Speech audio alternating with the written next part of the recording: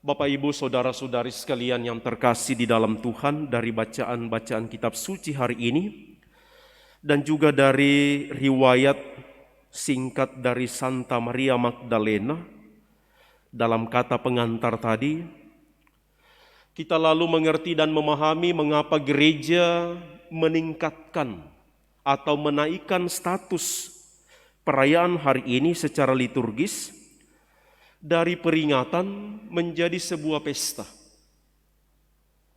Dan juga kemudian Santa Maria Magdalena disejajarkan dengan penghormatan kepada rasul-rasul yang lain.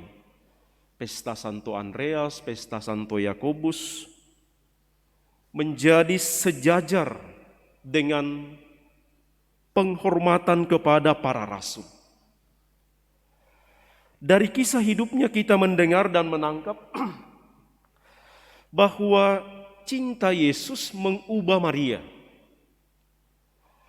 Perjumpaannya dengan Yesus mengubah seluruh hidupnya. Dan itulah yang kita dengarkan tadi dalam bacaan pertama.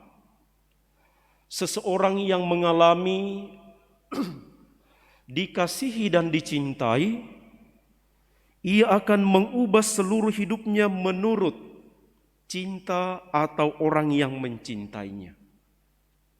Ia menempatkan bahwa cinta itulah yang menjadi pusat seluruh dirinya.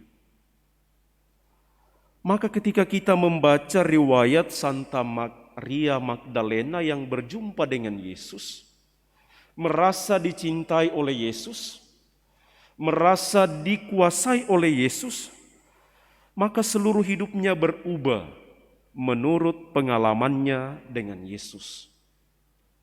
Ia mengikuti Yesus bahkan sampai di penyaliban. Maria Magdalena hadir. Seluruh dirinya didasarkan pada Yesus. Maka refleksinya untuk kita adalah apakah perjumpaan kita dengan Yesus menjadi sebuah perjumpaan cinta? Perjumpaan yang mengasihi, sehingga hidup kita akan terarah seluruhnya kepada cara hidup Yesus. Akan mengikuti Yesus dari orang yang bersalah, dari orang yang berdosa, bertobat, dan menjadi orang yang setia di dalam hidup beriman.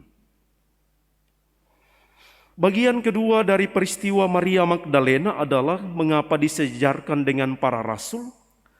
Sebagaimana dikatakan oleh Santo Thomas Aquinas dalam pengantar tadi, bahwa dialah yang pertama menerima berita kebangkitan dan kemudian pergi mewartakan berita kebangkitan itu.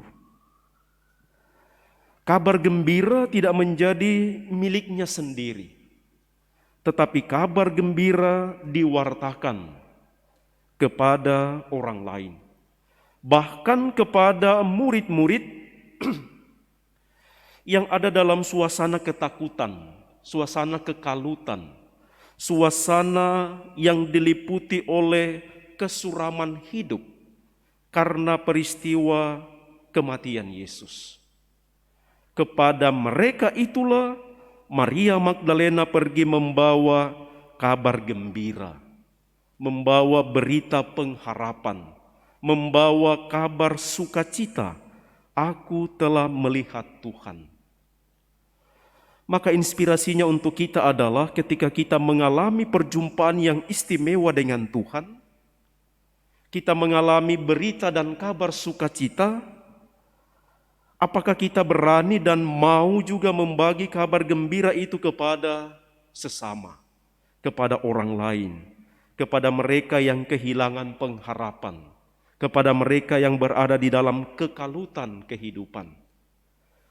Mari kita mohon dalam perayaan ini semoga doa dan teladan dari Santa Maria Magdalena membuat kita menjadi orang-orang yang setia di dalam beriman karena mengalami cinta Tuhan, dan karena itu kita juga akan berani mewartakan berita gembira, kabar sukacita kepada siapapun.